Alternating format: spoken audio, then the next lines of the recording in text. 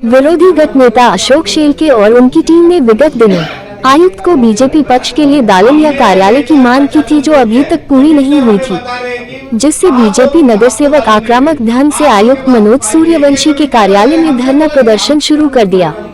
काफी समय तक बीजेपी नगर सेवकों का चला हंगामा।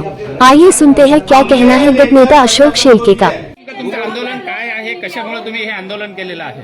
आम्ही आयुक्त मनोज कुमार सूर्यवंशी यांना 11 तारखेला पत्र दिलंय की भारतीय जनता पार्टीच्या गटाला कार्यालय हवं। तर मनोज कुमार सूर्यवंशीने 11 तारखेपासून आज महासभा आहे 20 तारखेला, ह्याच्या आधी आम्हाला आढावा बैठक घ्यायला नको का? तर आम्हाला कार्यालय नाही दिलं आणि मनोज कुमार सूर्यवंशीची एवढी हुकुमशाही आहे की त्याने आम्हाला उत्तर नाही दिलंय की आमच्या लोकप्रतिनिधी आहे ना आम्ही, तर आमच्या लोकप्रतिनिधीला 7 दिवसाच्या आत उत्तर देणं बांधील आहे ना।